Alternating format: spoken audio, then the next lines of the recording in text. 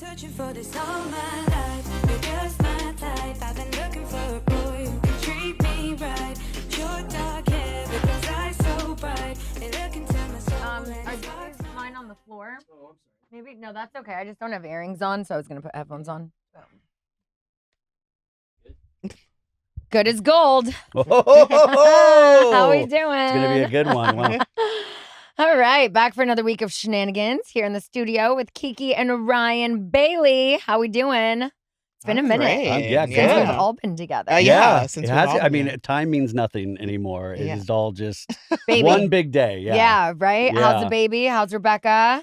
Everything's good. I mean, like good in the sense of you don't, it's everything that people tell you. You don't sleep a lot. No. Everything's insane. It does feel like one big day. Yeah. It's like amazing and really challenging at the same time. Uh-huh. But yeah, every day it's like a new. But then there's so many times at night you're waking up, you're up. Like I said, it's that experience of meeting somebody that you feel like you've known forever, Mhm. but at the same time you're discovering new things about them every day. Yeah. So it is. I don't know. It's really changed my perspective on a lot of things. Yeah. But then you go to talk about reality TV and you're like, who cares? Who cares? Does it make you want to just like hide in a pantry and chug a White Claw? Yeah. What are you talking about? I was just drinking water. What do you guys don't know?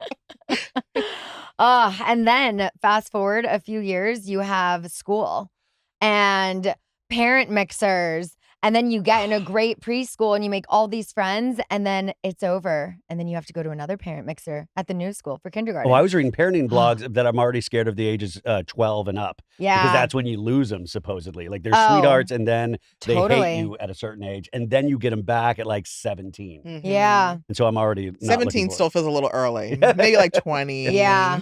We had our kindergarten parent mixer last night. And I felt like when I got home, I was like, oh my gosh, I feel like I lost my voice a bit. It was just constant talking about your kid and what after school they're doing and where did they go to school and what city do you live in and what's your plan? Are you doing the bus? Are you doing carpool? I was just like, oh, wow. I'm We're in so it. glad I really grew up when I did. And like your parents just kind of like let you go. I was just Yeah. like, You just like walk to Take your care I of was a local myself. public latchkey school. Yeah, kid, like- and I didn't think anything about it. I Yeah. wasn't like, oh, I'm not being taken care of. Yeah. like I didn't care. I took care of myself. It was like, the only thing is like, do not get kidnapped, do not get murdered. So do not talk Right. to strangers. And Like, now it's like get in the car with a stranger, have food delivered from a stranger, like it's like everything, like strangers buy your groceries, and you're like, crazy. that's the norm. Well, yeah, in these schools out here, I guess you can you can order food from the school and then it just gets billed to the school. What? I think Jeff was talking about this, or What? like there was a guest on Jeff saying, yeah, they're like Uber is hooked up to the school, so these kids are ordering like sushi and things like that. That's and I was crazy. like, That's no, crazy. not on my watch. No. And also, like, it's character building to have to sneak out, go to the fast food restaurant during lunch, smoke a cigarette. Okay, well, that's later. Oh my God, the first And time then, I snuck out of high school to go eat with the seniors at this Barrows pizza place in Arizona, I felt like the coolest person Yeah. ever. Yeah. Like sneaking out for that hour. It was Mhm. amazing. Oh my gosh. Yeah. I think it was like off campus or whatever, the last period of like senior year where you got to like leave a little early. yeah. But yeah, I'm like, wow, we're in it. We're in a new school. We've got this for the next 13 years. You're in And- this school for the next 13 years? I mean, if we stay in California, it's a K through 12. Wow. How far away is the school from your place? Like 20 minutes. It's Okay, not not bad. bad. Yeah. Any school that we were applying to, it's like even if it was a mile and a half away in the morning, even like Ventura, like where she went to preschool, it was still 20 minutes. So it's like, it's not bad because actually we're going against traffic. So, We're not supposed to do this, but we're already like, we're watching Miss Rachel, and Oh, God she's bless already you. obsessed with Miss Rachel. yeah. Where I was like, you need a collab with Miss Rachel. If you do your children's song with Miss Rachel, it blows up even bigger. right. But we're obsessed. There's like this one song called Phonics that I think is a bop. Uh-huh. It's like Phonics. I'm now getting obsessed with children's songs. What about the sticky, icky bubble gum? Yeah, sticky, icky, bubble gum. Oh, I was so thankful the day she stopped asking for Miss Rachel and Coco Melon. Don't do Coco no, Melon. don't do it. I've already because I hear Coco Don't do Melon. it. They put drugs in it. It Like is. it's not good. Literally, it's like a quick like dopamine release, and then it's like a next scene. It's not good for children. Yeah, that's what I heard. Interesting. And we didn't know that. And she was at my mom's house one weekend, and then my mom was like, she loves this show. Well, Oh my and God. same thing. We're told for babies only do the early seasons of Vanderpump Rules. Do Yeah. not Of do course. after season 8. No, when it don't gets do no real- Scandival. Like, Yeah, that's advanced. Yeah. Wait till they're 5. yeah, but Yeah. the first few seasons when there's like literal blood, sweat, and tears. Yeah. Really say that. The babies can sense the realness. Yeah, they have to understand conflict and resolution involves punching people in faces. Right? Absolutely. Yeah. Oh my my baby gosh. just slapped me Yeah. today. Yeah, but I mean, it's this whole new chapter we're in with school. I'm like, I signed her up for musical theater and soccer. She's doing jujitsu still. And then Brock's like, should we put her in math club? I'm like, she's 5. Let's just like Yeah. Fridays after school, we have 2 things, and then let's just keep her in Wow. jujitsu, and that's enough. Oh God, we're trying to just even get her to say 1 or 2 words. I can't imagine Yeah, throwing math into the mix. I know. And she loves doing math, and Oh. yeah. All right. But I'm like, that's before school, and then she has jujitsu after school. That's a really long fucking She does math day. before school? That's when the math club is, I guess. And I'm Nerd. like, that no. We're Wow. gonna pause on math for kindergarten. Smart. Get her in some, I don't know. other We need some things. women of STEM. So Yeah. Also, I just wanted to do a little public apology to any of my friends who I have gifted a bottle of champagne to. I haven't been to y'all's houses yet. Otherwise, you would have a bottle of champagne, and I would be apologizing to you as well. So the other night, I had some friends over, and my sister was there, and she wanted a glass of like Prosecco. And so I was like, okay. And I was like, oh, wait, I have this bottle of like Ovaltine. It's like a Lambrusco. I was like, just try it. She hates red wine, but I'm like, just try it. I open it, it explodes. And I'm like, interesting. And then I was like, she didn't like it anyways. And then it was kind of flat. It exploded, whatever. So then I open a bottle of Prosecco. It explodes. And I'm like, is this bottle old? Like, then I'm like, do I go for a third one? But I was like, hold on a second. And I think back to a play date we had a couple months ago where I brought a bottle of that Ovaltine Lambrusco. It exploded on the dad. And I was like, oh, that's crazy. And so I was like, it's certainly not an Ovaltine thing. yeah. Is it a me thing? So I asked chat, are you not supposed to store champagne the same as wine sideways? Because I have a wine fridge that came with my house. One side is wine, one side is champagne. And every time I go to someone's house, I grab a bottle of Vouv or whatever, Ovaltine or whatever else. And I'm realizing now, no, you are not supposed to store champagne horizontally, because when the cork absorbs Oh. the bubbles and then it boom. So Ah. I gotta go. Good to know. Okay. Good to know. So yeah, I realized that I was like, oh my God, like how many parents and people have I gifted bottles to Wow. that it's exploded on? Scheana's like, why are there so many people that I know that have eye patches on?" Exactly, Yeah, right? That's so what I'm like. just wanted to do a little apology here and to just a PSA. So you guys know. And also, if you get a bottle of champagne from Scheana at this point, know that she does not like you. Yeah, exactly. Now we have it. My neighbor, it was her birthday last week, and they were doing it was like a rock and roll and rosé theme. So it was like a joint birthday. And so I had a bottle of Vouv Rosé. And so I bring it over. And then as this was happening, I had texted her and I was like, hey, did you drink that Vouv yet? And she was like, oh no, I was gonna like save it for us. I go, good. I go, stand it upright. We'll drink it in a couple months. It needs to settle. So now I have all of the bottles in my garage fridge standing up straight, and we're gonna test that before I gift another. Okay. I want to come for champagne tasting night. Yeah, but anyway, how's the new apartment? It's coming along. I've reached that point where it's like you like unpack in the Yeah. first couple weeks, and now I've stopped. But now I'm like, okay, my second bedroom is just like not touched, and I need to Mhm. do something with it. But I'm traveling too much for the next 2 months. So I'm kind of like, okay, after Labor Day, maybe Yeah. I'll get back on it. Because also I'm like, you need to rebuild the funds because you're like, you spend so much buying new furniture. And like, Totally. I haven't I have to furnish a whole second office. I've never really had to do that before. So Yeah. I'm like, okay. Okay. Get it Wait, so you together. have a first office? You're getting a second office? Sorry, a second bedroom Okay, that I I'm was like- turning into a I first was like, God, office. the business is happening. Wow. All right. Well, we've got lots of things to get into, so I'm gonna sip my tea before we spill the tea, and then we'll be right back.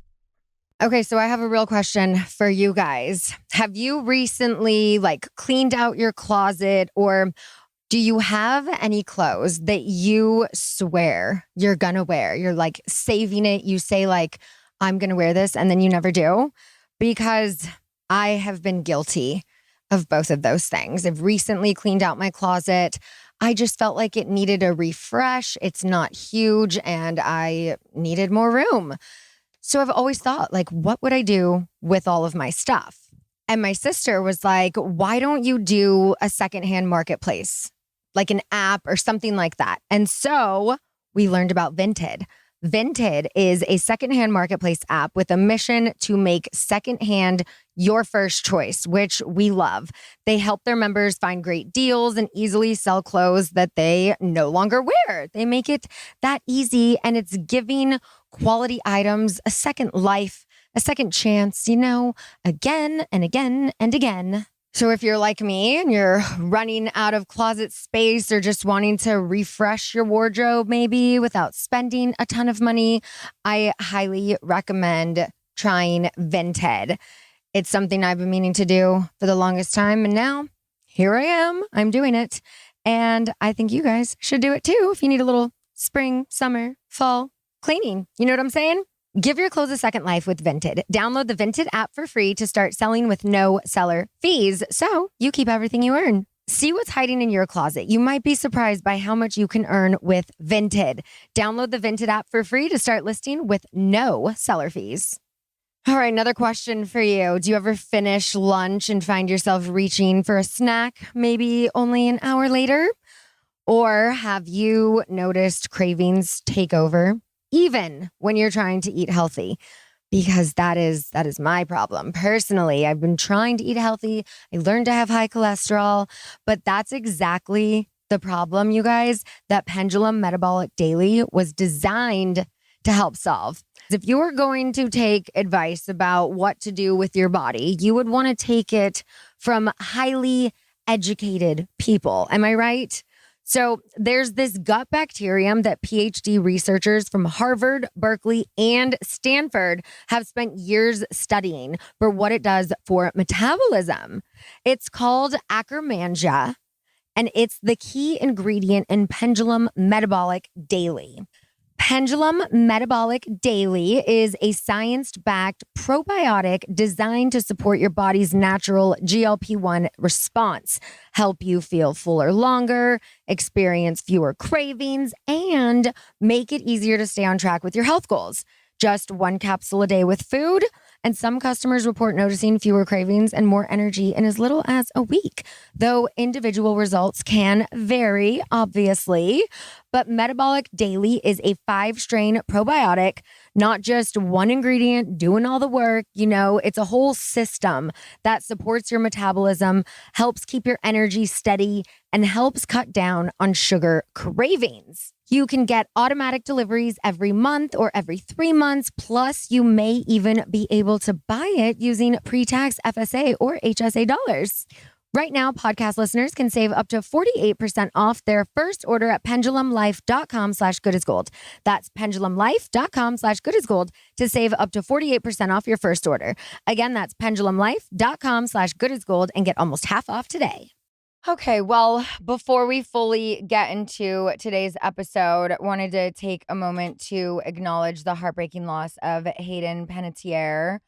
In the days since her passing, there's been an outpouring of love for her, but it's also brought renewed attention online to something she spoke so openly about just a few months ago. So while she was doing press around her recent memoir release, Hayden shared on Jay Shetty's On Purpose podcast that after revealing her experience with postpartum depression in a 2015 interview, she was allegedly told by her agent that her longtime partnership with Neutrogena was in jeopardy because of it. I'm sure you guys saw this, right? According to Hayden, after nearly a decade with the brand, she was blindsided that speaking honestly about a very real medical condition could be viewed as violating a morality clause. She said it broke her heart, but she also said she'd never take back speaking her truth because she hoped it would make things better for women who came after her. And when you hear that story, like, it's hard not to think about how far we've come, but also how far we still have to go. I mean, for her to lose a brand partnership like that for speaking about her mental health is wild. And as someone who almost died during childbirth myself, I mean, I know firsthand that having a baby isn't always, the picture perfect experience people expect it to be. I don't know how Rebecca's birth was. Mine was incredibly traumatic, and just what followed that wasn't just typical physical recovery. It was navigating postpartum OCD, which I didn't know I had, and just the emotional aftermath that so many women quietly struggle through, all while also filming a reality show, which most people don't have to deal with, but that was just an added craziness at the time. But it's like the expectation is often that once you give birth and your baby arrives, you're supposed to feel, nothing but joy and gratitude and all of these things. And it's like, that's not a lot of women's reality. And so many women are just left wondering, like, what's wrong with me? Why am I sad? Why am I not connecting with my baby? Why am I feeling this way? And I think that back in the day, it's like, if we think back to even our parents, but our grandparents, like, how many must have dealt with like postpartum depression and OCD and had no idea what was wrong with them. And the truth is, nothing is wrong with you. Postpartum mental health conditions are common, they're treatable, and they deserve to be talked about without shame.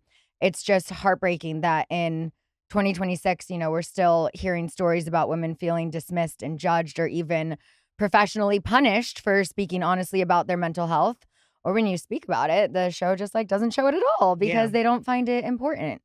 And I mean, this is one thing I'm so glad that the Valley got on board with, talking about postpartum depression. And whether it's that postpartum anxiety, OCD, birth trauma, or psychosis, like, these conversations shouldn't be controversial. They should be normal. Like, we should normalize talking about maternal mental health. And so, but you also see how much information that there is not. People are not aware of the information, or you even see on Totally. the Valley, like, Luke doesn't seem like he understands. He's No. like, is it me? Am I doing this? It's like, she just gave birth. Yeah. I mean, Dodie wrote this great article, or co-wrote this article, I think in Women's Health or something, that really even said after the Valley, she then realized exactly what was going on. Yeah. And was getting more of the help that she needed. Yeah. So it's weird to watch this Valley as this kind of like timepiece where you almost have to look at it as like an asterisk of like, she's dealing with something that she's not able to fully explain. The men don't seem to be able to understand at all. And it just shows how much information is not out there that people are aware of in terms of women's health. Yeah, I am very interested in how Neutrogena is going to respond. Yeah. Right? I would love to be in those strategy sessions how do you It has to be respond? so careful because, like, you have one chance to get it right because, like, you're on display right now. People are not happy, and you got to do it right.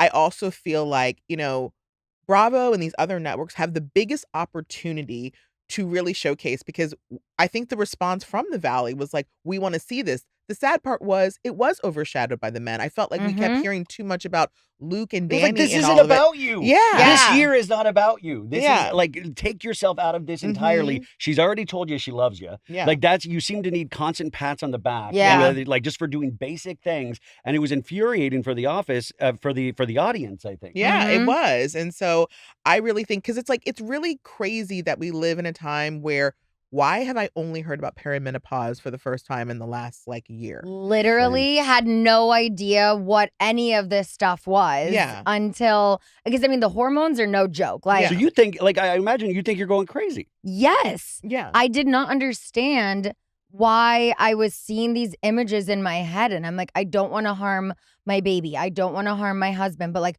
why am I seeing this stuff all of the time? Like, what is wrong with me? And you're afraid to say it out loud because I'm like, I don't want people to think I'm crazy. Yeah. Like, I could never say this on national television that I'm like, the images I'm seeing in my head until I did open up to my therapist, and me opening up to her made me confident to open up on the show, write about it in my book. And I mean, even just this weekend, I did the drag brunch at the Macy's Walnut Room in Chicago. Iconic. Open since 1895. Oh, wow. Crazy.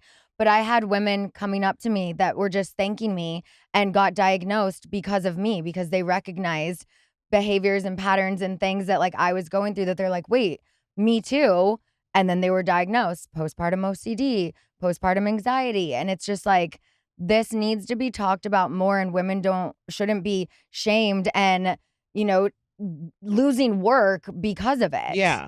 When I was flying back from New York, I ended up watching Shutter Island. That's the Oh, movie. DiCaprio, yeah. And I had kind of forgotten about it. And then I forgot the whole Michelle Williams aspect of it, of like, at the end of the day, this woman had postpartum psychosis or depression and murdered her children. And now, again, we're watching this Lindsay Clancy I know, I want to trial. get into that too. And I don't know how to respond to it other than like, that woman was not helped.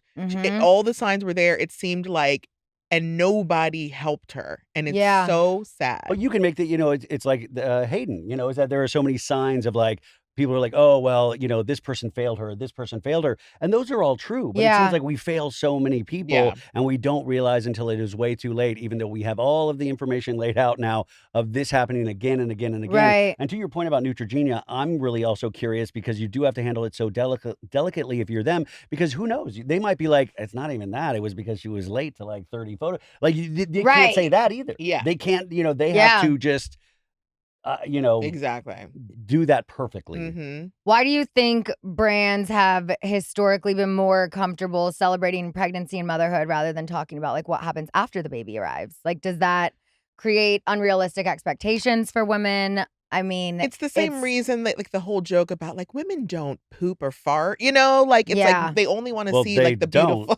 He's like, what do you mean Rebecca doesn't? Kiki, okay. Well, we're getting crazy. What? But they only want to celebrate like the beautiful sides. We're of used to it. the image of the pregnant belly and all of that, all of the media blitz around that kind of stuff. Because I remember, I knew this woman, when I worked in media back in New York, who lost her job. She started talking about her endometriosis online, and they were like, no, we want to maintain this image of you being a beautiful woman and you talking about these things. And so they fired her. I believe she sued them, and I think they settled. But I mean, it's like, God forbid you talk about what's really going on inside. But even taking the Valley as that like kind of test show, is that we'd so much rather talk about Dark Side Danny and all of the insanity if he's sneaking like for a third season, sneaking a high noon here and there, rather than what Kristen is actually going through. Like, why were there mentally. no conversations just like really like her and Nia? Because it's not sexy enough. I mean, that's what I would imagine. And Janet, even like you had an opportunity to bond these women over something, but instead we're just going to keep fighting over how much the dad with 4 under 4 drinks. Yeah. Who still has an insane amount of support for some reason. Right. Yeah. And it's like, I mean, on part 3 of the reunion, as they're talking about this, Nia is saying, like, if that was my day to day, okay, I could understand the concern. But Daniel isn't getting drunk at home. He's not that person. Like, when there are cameras there, sure, it's not an excuse, but it is a heightened environment. There's a high anxiety, and people do drink a little more sometimes when they're filming, because it's just, it's a lot. There's a lot going on. There was a missed opportunity in this past season of The Valley. And I get it, because there was just barriers that like each side was not willing to come down on. Yeah. But if they had met in the middle, I know that, yes, the conversations that Janet and Kristen and Nia could have all had, and Brittany could have all had about motherhood and going through this. Yes. It would have been. It's one thing that could have really bonded the women. Yeah. It's what rebonded Lala in season 9. I would have had no interest in ever befriending her again had we not been back on the show. It was like we didn't film for a year and a half. And then here we are, season 9, both newly postpartum. I believe I was still in diapers for the conversation I had with her. But I'm like, we can choose to like keep this beef going, but we don't have Stassi and Brittany on the show anymore. You're the only person who understands remotely what I'm going through. Although Homegirl snapped back in like 10 days, which is just like crazy. But I'm like, I can choose to bond with you over motherhood and like try and rekindle a friendship, or we can just keep hating each other. Yeah. And maybe we should have just kept hating each other. And you guys are great now, so Yeah, that's yeah. it worked But, out. you know, I mean, that was solely the reason that I was open to a friendship with her again, because she had already hurt me so many times. And then she did it again that season. And then, you know, where we are now. But it's like, I just felt so desperate for a mom friend that I was like, I don't care about anything you've done in the past. Like, let's just fresh start, clean slate, and like be mom friends. Yeah. Well, I mean, I don't want to speak too much on Rebecca's journey because that's her journey, but it is, Yeah. I think it is that kind of thing where you're like, you're celebrated. It's like this beautiful thing. You've got this baby, but then it's like you potentially in diapers and you're doing that, you know, it's like all of this other like really unglamorous Yeah. kind of nasty stuff where you're freaked out about certain things. Yeah, it's not talked about enough. And it's not just to normalize it to be, this is, you know, you're not crazy. Yeah. This could happen to you. And there are resources out there if it does, because you have to be as open as possible. And there's such a secret shame Totally. behind it where people aren't communicating what they're actually going through. Yeah, it's just like, oh, don't announce your pregnancy until you're like past 12 or 14 weeks. Because what if you have a miscarriage? What if you do? Then you have more support. Yeah. Why can we not talk about it? You're like, oh, I'm 3 weeks pregnant. Why can we not talk about that? Yeah. Just found out on our trip to Havasu, one of my cousins was 3 weeks pregnant. And now she's 10 weeks pregnant. She's like, God, I found out so early. It's like I'm still in my first trimester. Yeah. And it's like the longest pregnancy ever because she found out right away. But I'm like, why not tell your family if you're 3 weeks pregnant and you know? Like, what's wrong with that? Yeah. But is that then more pressure on them if everybody knows and keeps checking in on you? I don't know, you know. I think it depends on the person. You know, if Yeah. it's me, love to be checked in on. Was there anything that surprised you about the mental or emotional recovery with Rebecca that maybe people don't prepare their No, I mean, partners that's, for? I will, you know, she has a great doctor, you know, I will say she communicates everything through him. And I know she's had a couple up and down moments, but when she does, Yeah. that's talked about and she takes care of it and stuff. And I will say that's because of other women sharing their stories. Yeah. And she, you know, but it's one of those just unfortunate after effects because it's the happiest time of your life too, because you're bonding with your baby and it's like this amazing Mhm. thing. And there's this, your adrenaline is so jacked. You're not sleeping. You're trying to be the perfect mom or the perfect dad. And you just realize there are only so many hours in a day. You're Yeah. not sleeping for that. So it's just this big mess that, I mean, everybody kind of tells you, but you don't realize until you're in it. Yeah. And then all my job is to be as supportive of her as possible. And that's why it was frustrating to watch The Valley, because it was like, Luke, you just have one job, man. Just zip it. Yeah. It's not about you. It's just not about you right now Yeah. at all. And he just felt like he wanted a hug all the time. Like Mhm. Carl Radke, like, can I have a Yeah. hug? And it was like, dude, this is like the one time for this year. It is nothing. Just do whatever is Yeah. needed. You know, say goodbye to fishing for a while and just be there. What did Yeah. you think of those photos of Carl and Lindsay? Was it like Deadline or something? I mean, look, I went and saw the FYC I was panel. like, can I bring my baby? 'Cause Yeah. I was like, I wanted to go so badly. Yeah. Yeah, and it's like, look, they have a great banter, and I love that they've gotten back to this place where they can be friends again.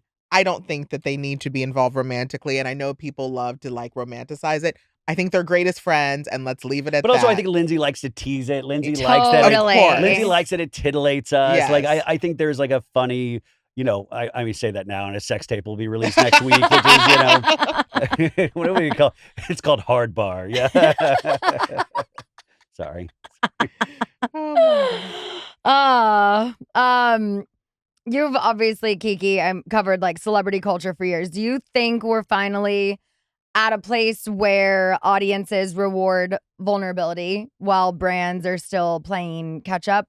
Or have you seen that shift happen on both sides? I mean, I think that brands respond to whatever audiences like give them Yeah. okay to respond to. And so that's why it's really important for the audiences to get behind, you know, when something means something to them. I don't know if you saw this thing that was going viral on Threads the other day after the Neutrogena stuff, but this woman who claimed to be a brand manager was like, Oh. I've gotten rid of like, you know, all these clients because I told them to keep their mouth shut about Neutrogena. And then she got ratioed to hell, right? Because Yeah. everybody was like, I will never follow someone who doesn't speak up for what I believe is right. And I want Right. to know where they stand on these things. And like, so anyways, the whole point was like, you know, look, I know Drew Afalo is getting like also cream like right now this week, but I remember I went to a panel of hers very early on in her career, and she was asked like, do brands, are they afraid to work with you because you're so like, you never know what's going to come out of your mouth, you might say something, and she goes, they don't care. She's like, at the end of the day, like if you have an audience that likes what you're saying, the brands like that you have an audience that likes what you're saying, and they do not care. Yeah. And I've kind of stuck with that, where it's just like, well, everything's monetized, right? So it's all about the attention economy. And if you can guarantee a little slice of that attention economy, no matter what you're saying, the message really does turn out to be not the thing. Yeah. And that's why it's unfortunate. Like, I wish it was like, oh, we're really concerned about this. And so that way, when it actually is talked about, it's that more highlighted, but it's not that. It's just like, can you guarantee the algorithm will choose your audience to push this message out to? And it's always for some silly bullshit product to begin with. It's all insanity, but that's it. It's like, I was listening to Bo Burnham the other day, and he was like, man, we used to colonize land, and now we colonize your attention. We need more of your we need more of your eyes. It's like, you think you can only watch 3 hours on YouTube? I bet we can get you to watch 4. And that's what it is. Like it's just colonizing our attention. We are the product. Who said that? Right. I can't remember who said that. I don't know. Might have been Kanye, but No. let me not quote Kanye. Oh, well, it's just when I saw that with Hayden, I mean, that's one of the ones that like really hits, I mean, we've watched her what feels like our whole lives, her whole life, ever since she was a kid. I remember her on Ally McBeal. Yeah. Did you guys watch that show? Yeah. I mean, sort of. Was she the dancing baby? No, she wasn't. But like, she was the kid on that. And then Remember the Titans. Yeah, I mean, that's iconic. Like, just absolutely heartbreaking. I was listening to her. I listen to audiobooks while I'm rocking Romy a lot of the time. And I listened to hers just like a month and a half ago. Oh, wow. And it was, it was great. I listened to a lot of celebrity memoirs. Yeah, she reads it. Okay. And she's obviously gone through so many things. And it seemed like she was really honest about her journey. Yeah. So honest that by the end, I was almost like, I'm really excited and interested about her future. Yeah. And so that it was heartbreaking. Yeah, I think that's going to be my next audiobook for my drives. I finally finished the Britney Spears one. Okay. Oh, that was a good one too. Yeah, I'm not great at sitting down and reading a book. It's like when I have time, I'm crazy. I drive from the Valley to Lomita, which is like Redondo Beach, twice a week to work out because I just love my trainer. And then when I'm at home, I have like my Tonal or the Ladder app or like things that I do in my garage, but I will drive far. So like on those drives, I'm like, I have a leased vehicle. I don't give a fuck about how many miles I'm putting on it. Never leased a car in my life. It's the best thing. Okay. But gas is stupid. Whatever. But let's like we're on Vanderpump Rules and they did that little video game when Scheana moved to Marina Del Rey. That's an insane distance because you like your trainer. It is. And that's a lot of time. But it's a lot of time, but it's time to myself. And it's time where I'm either listening to Giggly Squad or I'm listening to an audiobook. I've completed 3 or 4 full books now just on those drives. And it's like, those are books that I've wanted to read Brittany's came out, 3 years ago? Yeah. Never read it. And I've always wanted to, but I'm like, after I think me recording my audiobook, I'm like, wait, I could totally do this. It's just like listening to a 6-hour podcast. That's what I figured. I'm bad with audiobooks, but people tell me that memoirs are better in audiobooks. Yeah, I can never listen to fiction. Yeah. It always has to be nonfiction. See, like I can't imagine necessarily listening to like Twilight on an audiobook. I needed to read and I would actually pay good money to watch Scheana listen to the Bible. Right? And just the faces, she would be like, what? You just go back in time to me in high school, and that was my religion class in the 100 wing. Oh, yeah. Okay, I do want to get into this trial. I'm going to take one more quick little break, and then we'll get into that. I can't believe it. We are counting down the days until summer goes back to kindergarten. I know some of my friends' kids have already started. Summer starting this coming week. And by the time these kids go back to school, summer has basically made them a completely different person. You remember what it feels like, right? To go back to school shopping with your parents. If they're like mine, they took you to Ross. I just felt like every summer I developed my own sense of style for the new school year that even if I was in uniforms, I needed to have the coolest shoes. I needed to have the coolest accessories and backpack and headbands and all of the things, you know? For everything this school year has in store, Ross has your style for it at 20 to 60% off other retailers' prices. For kids, it's the ideal place to explore styles and help them get ready for the new school year with new friends and a new class. You know, it's an exciting time, but it can also be a nerve-wracking time. So make back to school shopping fun. Go to Ross. You can find your local Ross at rossstores.com. All right, so this discussion feels timely as we're right in the middle of the Lindsay Clancy trial, which has probably been taking over a lot of people's social media feeds over the past week. If you haven't been following it, Lindsay Clancy is a former labor and delivery nurse from Massachusetts who is on trial in connection with the deaths of her 3 children in January 2023. The facts of what happened aren't really in dispute, at least in the court of law, court of public opinion, different story, you know? But the central question for the jury is whether she should be held criminally responsible or whether she was suffering from postpartum psychosis at the time to such a degree that she lacked criminal responsibility.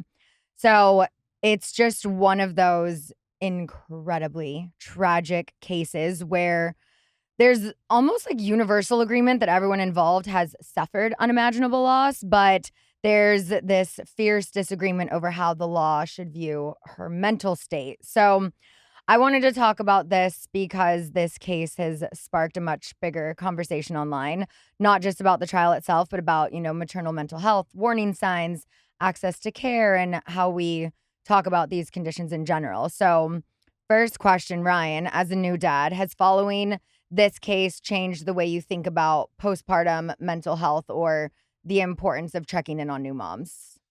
I think I was already there, but I can see the importance. Yeah. I mean, and another really sad reminder that this is very real. And the real sad thing was, it seems like she was communicating. She was Right. telling, you know, I'm having dark thoughts, I'm Yeah. this or that. And that's the thing of like, for people to take this very seriously.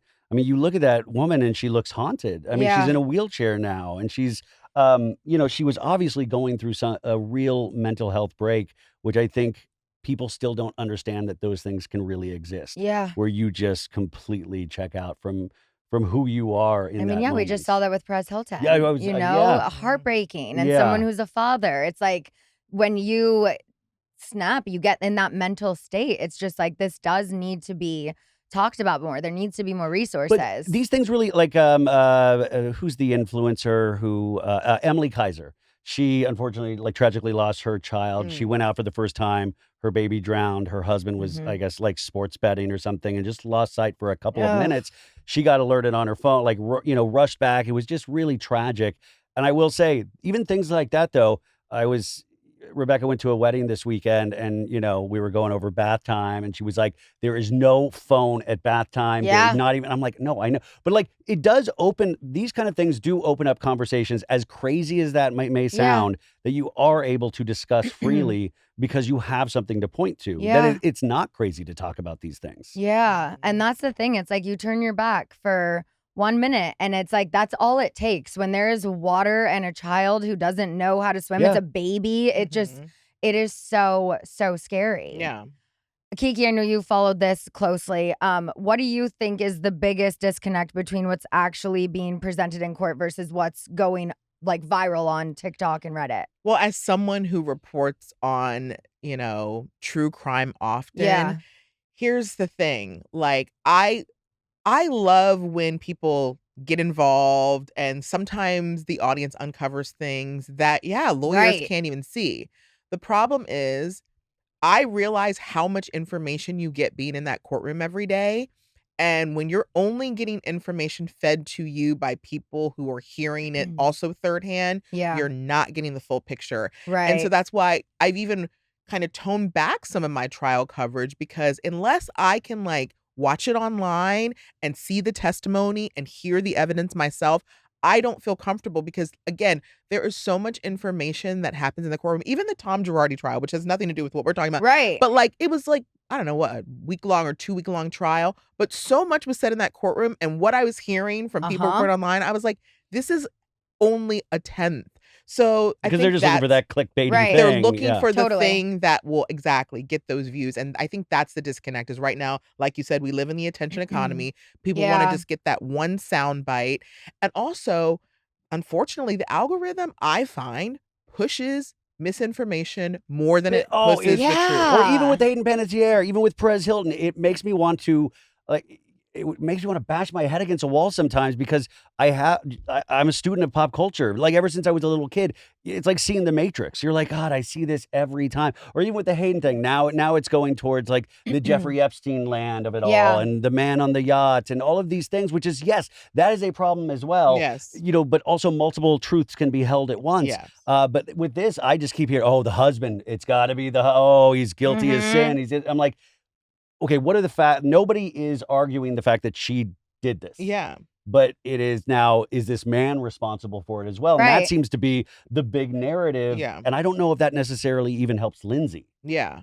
That's the thing. I don't know if it does either, and I feel like, hey, again, unless you're in the courtroom and listening to all the evidence, guys, like, let's tone it down a bit because, like, some of this is getting lost, and the important messages that need to be coming out of this woman needed help, Yeah. and, like, what did she have the capability of knowing what she was doing at the time? It seems Right. like what we need to get And to. I feel like a lot of people are asking whether or not he recognized how serious her condition had become. Like as a spouse, I feel like you do have a responsibility. And like when your partner is repeatedly telling you they're in a crisis, you do have a responsibility as their spouse, as their partner, as the mother of your children.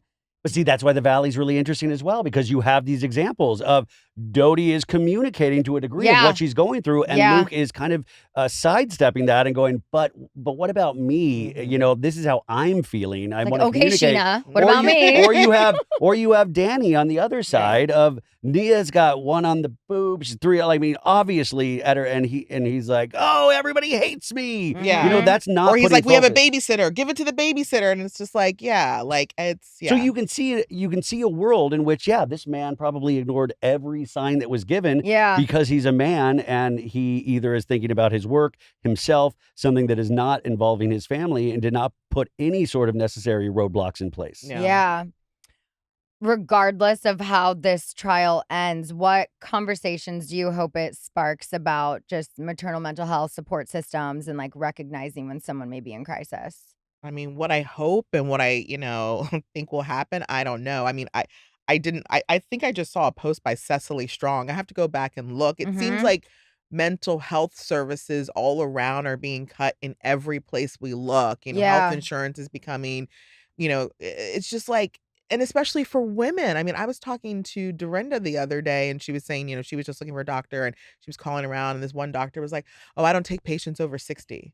What do you mean you don't take patients over 60? That's like, that's literally midlife. Like we have Right? a lot of life to live. And so it's just when you hear things like that, you start getting depressed because you're like, I know the conversations we should be having, but Yeah. the way the direction of this country is going, I don't know if they're going to be had because I don't know if the services will be Oh, yeah. available. Mhm. Well, I mean, things are getting cut I mean, it's pretty bleak out there. I mean, I will say even for myself, when I was looking for a therapist a couple of years ago, it was they really put you through it. You have to find out, the list of people that actually go through your insurance, which is like kind of bleak in itself.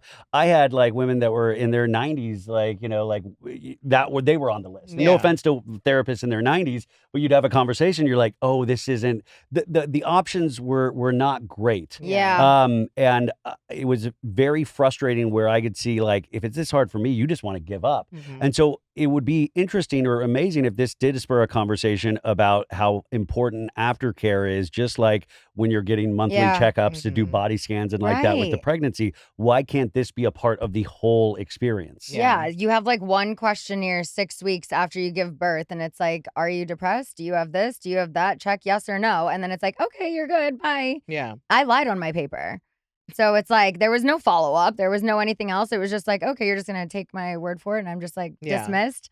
Yeah. You're cleared to have sex. Go. I'm Mhm. like, I'm not okay. Yeah. But I'm afraid to tell you I'm not okay because you might put me on a medication or do something to me that's like not the right thing because I'm Yeah. not okay. But I'm Mhm. not going to tell you I'm not okay. Yeah. Well, yeah, and then you get scared, especially when you hear things about this administration saying like, well, people who have mental health, like it sounds like they want to put them in different, Literally.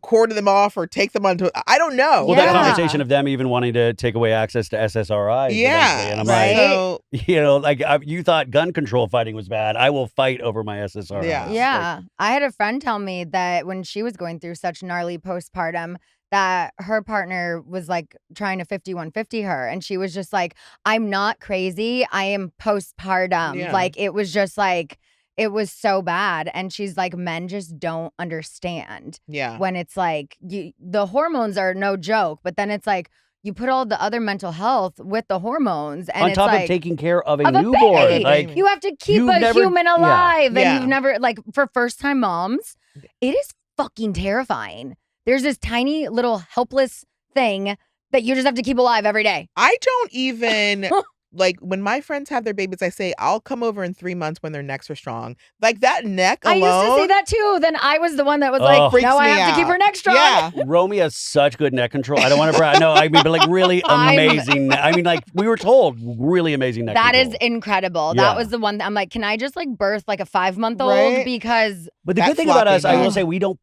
pressure, we don't ask people to come over, we don't pressure anything. It's like you'll see her when you see her, Mhm. like there's none of that. We're like, yeah, stay away. You're Yeah. good. yeah. Going back to the trial. So one thing that seems undisputed is that Lindsay had been seeking psychiatric treatment for months. She had tried multiple medications, spent time in an inpatient program, and according to testimony, was very open with providers and family about struggling and having intrusive thoughts. When someone is repeatedly asking for help and still ends up in a crisis, like, what does that say about the system? Like, the system failed her, I feel like. Well, I thought they're like also don't doctors. I don't know what's under the Hippocratic Oath, or even when it Yeah. comes to psychiatrists and like what do you have to report, and when does it become their responsibility to take it to another party? Like those are the things I'm not aware of. Yeah. And like, because- at what point does the conversation shift from what happened that day to were there missed opportunities to prevent this from ever happening? When you add medicine into the mix, that is such a delicate balance of finding the right, like you even said, you were scared that they were going to put you on something that might make things worse Yeah. or something. And so these medicines, like they do have a great effect and can really help you, but they can also, that's why you have to have, it's really delicate, and you have to be able to check in with somebody about how you're feeling. And these follow-up appointments are very important, and being honest is very important. Like, Yeah.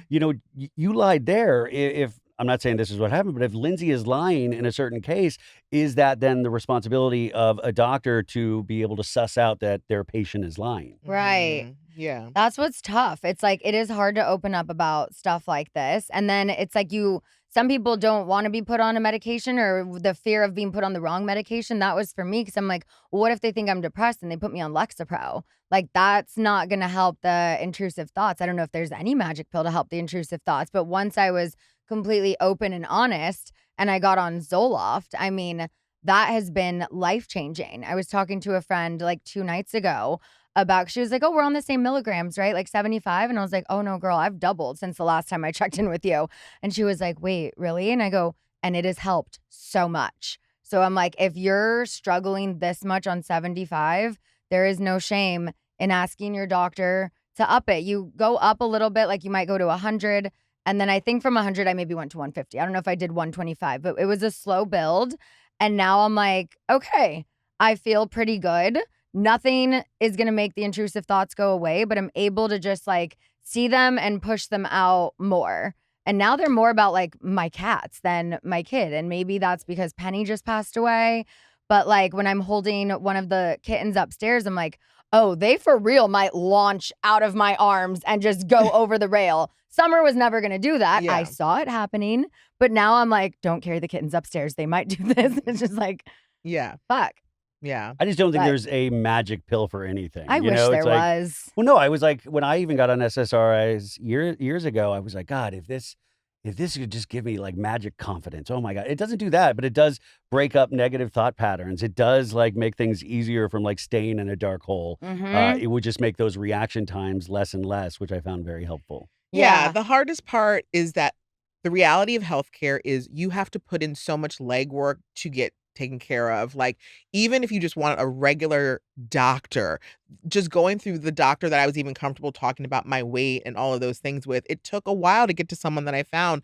And mental health, like, I can't even imagine all of the things, especially since a lot of them don't want to deal with insurance. And so, you know, if you want to go and find someone outside, like, can you afford it? So it takes a lot of legwork. And if you don't have the mental ability to do it, I don't know if you'll ever get there. And that's the saddest reality. My mom always told me you have to be your best advocate when it comes to healthcare. When she was going through, I mean, she was to. so amazing when she was going through her cancer battle. She was so on top of everything.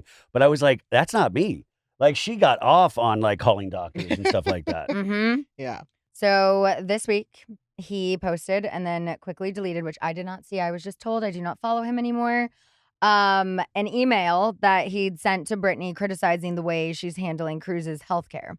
Brittany wasted absolutely no time responding, and she basically said he was misrepresenting the situation, called out his lies and omissions, and reminded everyone that she's been the parent handling the day-to-day care for Cruz, which I think you don't have to know Brittany to see that. Yeah. I know Brittany, and I do see that. But it quickly turned into another very public chapter of what has already been an incredibly messy divorce. What was your first reaction when you saw Jax publicly posting his private email about Cruz's healthcare? I was like, you are dating your publicist. What does she not? Do you not have pillow talk at all? What? Who recommended I've got this, babe. this? Let Jax handle this one. Yeah. I mean, there is the Jax and Lori of it all. I know Kiki and I have discussed this, but I'm curious your thoughts, Ryan. I mean, it's insanity, but at the same time, it's the least surprising thing to me. I just find it very sad. You know, I always like to joke around about Jax, but it's very sad when it's like the child is so publicly being brought out into things. Yeah. And I will say, I'm glad that the statement wasn't written by ChatGPT. There was a lot of misspelling, very classic Jax. The other thing is, I think it speaks to our goodness that people still want to believe him. But I always like to point out is like, this is a man who Brittany is still paying his $1.25 million tax lien. My God. And the fact that the only thing that isn't getting posted is just like, thank you so much. I know our relationship didn't work, but my God, you really held it down for me. Right. You held it down for our child, and we are both better off for this. I mean, that to me is not insane that she is not getting 1,000 thank yous publicly from this man. Yeah. And the fact that he just doesn't seem to be to be able to wrap his mind around how this looks. And that's even the frustrating thing with Lori. Because I'm like, Lori, you are a PR person. You've been doing this for a very long time. She's very bad at her But job. what do you? But like, I mean, I'm just like, are you this stigmatized by Jax that you think that this is the right way to go about any of this? Because I thought there was a real shot, like an outside shot, that this man would find his way back onto the valley someday. And ever since this, I was like, nope, honestly thought so too. But not after this. No and way. I feel he might have even been doing this in his fucking weird mind to like have a storyline to get back on the valley. You know, like I could see him being so sick and twisted that it was just like, well, I can have like my own little Scandival moment, and he doesn't care if the world hates him. But nobody knows Lori except for us deeply parasocial people. Like, it's not like we freaked out about it, but the majority of people that watch the valley do not understand the lore of Lori. Yeah. But you could go into it. You could go flashbacks of, but also like there was alleged physical violence. There was alleged, like all of these things that allegedly happened. And I just feel like you are tempting fate. And this makes me nervous because he's not going to get the reaction that he wants to get, which I think usually makes people like this angry. Yeah. And you don't know, just like you don't know with your mental health, you don't know what anger does to people. You don't know how they're going to react. And I feel like this was my problems with reality stars. They feel like they are owed a future. They feel like, okay, I was on Vanderpump Rules, so I deserve to make money for the rest of my life. Yeah. But once again, it's I like, shouldn't feel that way? No, well, I want to point out my second thing is like, all the women of Vanderpump Rules are still out there doing it. Yeah. They are still out there doing it. The men, we got the Sandoval, we got, like Schwartz, God love him, he's but like Sandoval and Jax, it's sad, man, when you look into what's going on with And a them. lot of them, those guys, they're still stuck in a time frame where they think that you are rewarded for your bad behavior. And that is why Jax probably in his mind is thinking like, oh, if I do 100%. this, like I probably could get back on because Yeah. I'm always rewarded for my bad behavior. And we've moved on from that. But also, here's the thing that's so cringy and embarrassing for Lori. If my man was up listening to my ex-wife's podcast and taking notes and writing 6-page emails, I'd be embarrassed to go on a pap walk with him the next day. That's the thing. It's like, okay, they went from not being photographed together for months or likely years. Personally, I think this has been going on for years, to all of a sudden they're having multiple paparazzi shoots per week. And it's like, if you've worked in this business long enough, you can usually tell the difference between someone getting genuinely spotted by paparazzi like they were last week. They're The Laugh leaving. Factory, yeah. Yes. Yeah. And they're just like, keep walking, keep walking. Yeah. It's like, oh, is this not the paparazzi you called, Lori? Exactly. You're afraid of what he might back say. red and- one, the back red from 2 weeks ago was amazing. Where Jax is like, "Oh, I didn't think you'd catch me here at the top floor of my gym. Oh man, everybody deserves love. We all just want a slice of happiness, right? God love Brittany." And also, if you've ever been accused of anything even relating to violence, don't say, "Oh, I love her to death." Yeah. Oh, I love her to. Let's leave any sort of Yes. death out of it. I thought that was just a complete flipping mess. Yeah. And it really makes me sad because I thought he just played this completely wrong, and it just shows Yeah. where his mind is at. But at And- the same time, I want to also, if you're still sober, work on that, man. Like, keep going with that. Yeah. I mean, supposedly he's sober, but it's like, what about the anger? Yeah. Because I didn't know up until we were at Jasmine and Melissa's wedding, and I was talking to Brittany and just asking like, hey, so how are things with Jax? I was like, he texted me the other day and she's like, he did. What did he say? And I was like, we were just like checking in. I was like, he sounds like he's doing really good. And like, just said that it's great being away from the show, his mental health and this and that. And she's like, oh, well, do you want to see what he sends me? And I'm like, oh, so he hasn't changed. And I was just like, you know what? I'm done being nice when he checks in with me, because as far as I know, she's getting the same type of messages from him. No. She's getting the opposite. And I'm just like, maybe the sobriety was one part of it, but the anger, Yeah. we got to work on that too. Take your bipolar meds and like. Yeah. He even DM'd me a couple weeks ago, and I was like, it was when I was like, I'm not opening this. I can't. But all I saw was, this is a mess. Oh, That was I don't know what happens after that, but I was like, I can't do this right now. I was like up in the middle of the night. You with don't the open that baby. message. I don't. This is like, it's like The Conjuring. If you allow shit in, like I don't want to be a sounding board. Yeah. And I've had conversations with Lori in the past as well, where she would explain what like Jax is like. No, you got to understand, it's like this tragic figure and oh, fuck off. And so I was even surprised. Because she, I remember having conversations with her where she positioned it as like, no, it's like we're family, and Ryan and the manager and all of this stuff, and like he doesn't have a lot of people out there, and I was like, well, I could see that and stuff, but I really, I didn't, the romantic angle. I'm like, how did this happen? And I postulate if Valley doesn't pick him up, which I don't think there's any chance in hell, if he's like, what about House of Taylor? House of Taylor on Hulu. No. I love what Stassi did. I can see that for me and Lori.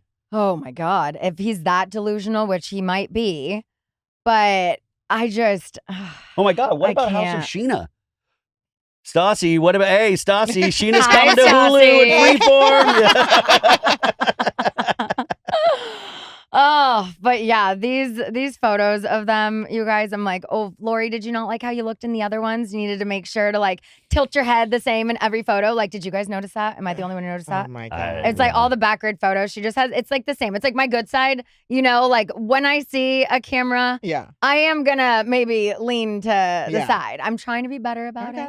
So is You her know, business but- still operational? Is she still representing clients? I think and- she's got a few who don't really maybe like actors and people who aren't in this pop culture type of reality world. But all of the Bachelor girls I know, they dropped her a while ago. And Schwartz dropped her when this happened, Yes. right? Uh-huh. Because that was on your podcast. Yeah. Yeah, he dropped her. And I mean, I can't imagine she's doing well. And yeah, I don't know. I'm so curious what their next moves are. Well, that's why I said also how idiotic that I'm like, if anybody missed him on the Valley, it's like, he's here. Yeah. I feel like it's like I watch that and then I watch whatever Jax is up to, and I feel like he's on this season of the Valley. Yeah. Well, You know who's not on this season of The Valley? Me. Listen, I've told you, I'm in retrospect, I'm very sad that you didn't say yes to this season. It just didn't feel like the right time. I'm just not sure that that's where this next chapter of my story belongs. It didn't feel right. Maybe in the future, but last year where I was at, it just, I don't know, it didn't feel right. It does feel like it'd be so easy. It makes so much sense. I'm literally friends with most of them. You know, I've also had some rude awakenings about some over the past year. And More people than just Lala. yes, correct. Yeah. So yeah, there's like some unresolved things. And I mean, I think from a storytelling perspective, it would be an organic fit. It would make sense. It would be easy, but it's also tolling on your mental health. And it's like, at what cost? Like, am I ready to jump back in and do that again? I've had a year and a half, 2 years off. I don't know how long it's been. I don't know. But I never say never. But I don't know. People love to say, you know, regardless of what I do next, Bravo is always going to be like home for me, you know? So I want the Valley to succeed. I want all my friends to succeed. I just, I don't know that I like am waking up like, yeah, I'm ready to do this. Like, let's jump back in. I don't think if you've done this for so long, I don't know who is waking up going, yeah, I'm ready to do this. Lala, that's who. Yeah, I mean, I miss going toes with people. But yeah, I don't know. Anyways, I know you have to get going. Yes. So thank you, Thanks. Kiki, See you later. for being here. make sure to listen to Reality Checked Monday through Thursday on Radio Andy. Channel 102. Thanks for the plug. Yeah. So is it true that Kiki's joining the Valley next season? I mean, that's what I heard, you know, from Orange County to the Valley. Wait, when's the last time you did talk to Lala? And by the way, would you even have a conversation with Lala now, or even vice versa? Because in her mind, she'd be saving it for reality TV show cameras. That's the thing. And here's one thing that I actually didn't point out last week that I wanted to. I will say she reached out about Penny. Pretty much everyone has reached out about Penny. So I hearted that. That was nice. I mean, it would feel very inhumane for anyone to not reach out when they know how big of a part of my life she was. But before that, I mean, we talked a little bit at BravoCon. I've seen her at maybe some like school things here and there, but like we haven't really So talked. it's not contentious publicly. I mean, here's the publicly thing. in press it might be, but it felt, watching the reunion, it felt very performative to me. And for those who have watched Vanderpump Rules, they've seen the same pattern where she just, you know, wreaks havoc all season and then is like, oh, I'm so sorry. Forgive me. Let's be friends. And then like I would forgive her. And then it was just like rinse and repeat. And it was this cycle that I was in with her. And when I was watching this on the reunion, I'm like, here's what would have made me believe those tears. Is if that day, the day that our daughters graduated school together and she's filming the reunion and all of these feelings come up, maybe on your lunch break, maybe later that night, be like, hey, I know the girls graduated today and like this new chapter, whatever. Just want you to know like some stuff got brought up on the reunion today. Again, I'm so sorry for my part in any like da-da-da-da-da-da. But the fact that she's never reached out after filming the reunion 2 months ago, never said anything, never gave me a heads up. I had Lacey, Jasmine, and Zach giving me a heads up on what was discussed that day. And a lot of it didn't air. But what did also the scene you're talking about was on the unedited Peacock right. version. Yeah. Yes, it was. And the hand in front of the face, it was like, hold on, let me get my tears. And I was just She's really good at it. She is. That's what acting classes do, Yeah. you know? But I don't think the majority of the audience was buying it because it's like, why are you doing this for TV and not picking up the phone? I appreciated the text about Penny. Other people I'm not on the best terms with right now also reached out. I very much appreciated that. I would do the Jax same. like, sorry about Penny? No, Jax didn't say anything. Okay.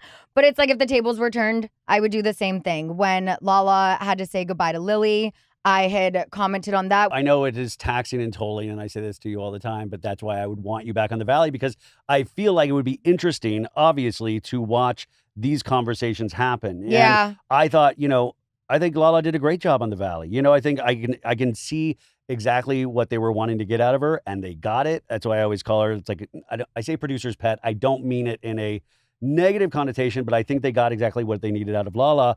So now they're trying to make her likable again. But see, now in a second, exactly, because I think a lot of people are still upset about the Ariana stuff from the reunion. But now the more important thing is in the second season, everybody has to hold the proverbial hot potato. Everybody's got to get the focus on you. And what are you going to do in that moment? Right. And so Lala had a perfect season because she was able to just comment on the insanity that she saw. Right. And everybody was like, well, here's somebody new that's done a reality TV show. But I mean, she's right. And so she kind of was able to skate. Now, what happens when you're in the shit? And how do you react to it? And how do you respond to it? And that's where I thought it would have been so interesting for you to come in, to be able to have that on top of the Valley's never going to be a fun show. But I do think you bring a certain amount of fun, lighthearted, fun, wackiness to things on top of being who you are and serious. So I thought, that would be a really nice color to see. And trust me, I go back and forth in my head. There are days where I'm like, I'm so glad. I'm so glad genuinely I didn't do this past season. I feel like this past year has been incredibly healing for me. I really needed to not just do this past season. I feel like now I'm in such a stronger place. I'm in a more confident place. I now understand boundaries, which when Lala said that, like, I don't recognize her, I was like, fuck yeah, you don't, because I'm not the same person who you could walk all over. Yeah. I'm glad you don't recognize me. That is the biggest compliment you could have given me. And I felt like it's not that I was necessarily like healing from reality TV, but it's like I was just healing from parts of my own past, and writing my book. That was one of the most cathartic experiences of my life, especially reading the audiobook and all of that. It forced me to revisit things that I had buried, compartmentalized, or just like convinced myself I'd moved on from.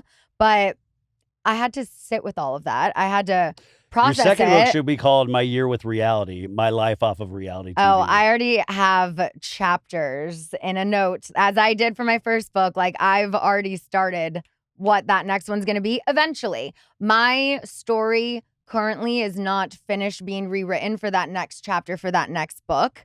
I know that I'll know when the time is right. I think the audience also, and I know we're wrapping up, but I think the audience also thinks that you really want to get on the Valley. And sadly, I have to say, I think that is really the furthest from the truth. I wish that you were more wanting it. And I'm bummed that I sometimes feel that you are not, and I think that's really healthy. And I guess I'm not used to reality stars making healthy decisions for themselves. Right, and that's the thing. No one walks away from this kind of paycheck. Trust me, I did the math with my contract offer for me and Brock times 21 if we were in every episode. It's a big number. It's a big number I walked away from. And nobody fucking does that, because who's crazy enough to walk away from that much money? But I'm like, it wasn't a crazy decision when it was for what was best for my mental health, our relationship, and our family at the time. And like, I love reality television. I always will. I love watching it. I love making it, but I also love myself more. So wait, are you announcing Secret Lives of Mormon Wives today? How did you know? But I just feel like when I come back to reality TV, I just want to make sure I'm showing up as like the healthiest, happiest, most authentic version of myself. Oh, we don't want that. No. Then stay off. Stay off TV. I don't need that. It's just this version of me. It's not a boring version. It is a version who would go in the room and read some bitches. Okay. Yeah. Like, I feel like I just have such a newfound confidence in myself, with the people I've surrounded myself with, the positive energy that just pours off me from all of these amazing women who are in my life, who have been there for me through all of this. And I want to show when I hear that, it makes me think you're pitching a show with those women. That's what I mean. Like, I do this for a living. That's what, when I just heard that, I feel like, and the show would be called Scheananigans. And by the way, you'll probably cut this out because I probably am nailing it on the head right now. But that's what I could see, because I don't think you're going to stay off TV. I think you are going to do something that is more true to the person and the lifestyle that you live now. That's just from studying pop culture for so long, or that's maybe what I would recommend. Yeah. So we'll see what the future holds. But and maybe you get Katie Maloney to be in it. Honestly, would love. Yeah. Truly. Like, I love this version of Katie. I do too. This is the version I was best friends with. Like seasons 3, 4, 5, whenever it was. But like when I saw her at Warped Tour with her man, and like I've seen her at multiple shows with him. He seems like a cool guy. He seems like a really nice so guy. Sweet. He's just out in the background being quiet. Like I was like, gotta love him. He's not trying to insert himself in everything. I love this relationship for her, and like her and I would hope that one day we can get back to a more of an acquaintance. Right now, it's just kind of like a commenting, DM, a text here and there. But after I saw her at Warped Tour, I text her and I go, I just have to say, like, I really love seeing how happy you are. And she was like, thank you. I didn't realize life could be this great. And it's just like, I feel that. I'm like, it is just seeping out of you, like the happiness. And for a while, like, I remember Lala saying to me that she didn't like being friends with Katie anymore because Katie just was so mean and brought out this mean side of her. And she was always like, rah, rah, rah. And I'm like, that's not who she is. Like, she, I think at that point in time, was unhappy in her marriage. And when I watched back season 10, it broke my heart because I'm like, I should have fucking been there for her as a woman who's also been through a divorce, but I was just so in my own shit at the time. And I deeply regret that. They only talked about it for like a paragraph on a House of Stassi, her saying, I know what it's like to be living with like a best friend. Yeah. To like not have a romantic relationship with somebody and you're just kind of partners living in the same space. And I was like, that's, you know, she does know though. I mean, she's been through the shit. Yeah. And it is so interesting then to see what she has now, which is amazing. No, I love to see it. Well, thank you for being here. I'm so happy to see you again. You too. Do you have a Jax hole in mind? Anyone you want to give flowers to? Oh, I mean, Jax. I mean, you did. You're back, buddy. You're back. So You're easy. back on the Jax. We can also throw Marciano and Jesse in that category. But I had Marciano on the podcast a couple months ago. I didn't realize you guys didn't talk. I was like, how are you and Scheana? And he was like, we don't really talk anymore. And I was like, what? I was so out of this is what having a baby does to you. I'm so out of the loop. I did not even realize that. No, the fact that he lied about Demi, called me, admitted he lied about Demi, and was willing to completely throw this woman under the bus to protect Jesse, who he didn't sleep with, but slept with, but didn't. But it just isn't that insane then to see him and Jesse together now, and like those you don't talk to either. I mean, like that blows my mind. I know. Like they really Look, all I can say is they studied under your tutelage, and they were very big LVP fans when I met them, and now they're right next to her. You know? Yeah, enjoy. Jesse idolizes Stassi, and I think Stassi appreciates a new yes girl in her corner. Yeah, it's a bummer. Yeah, I mean, I thought I was bummed. I was dismayed to see her talk any sort of shit.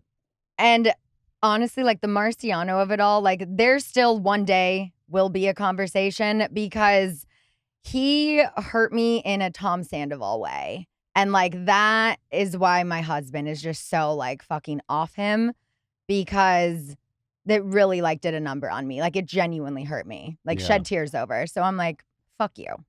But anyway, yeah, he's my Jax hole of the day. Okay, flowers of the week. I'm gonna give them to my Penny Lane in heaven. We miss her. Oh.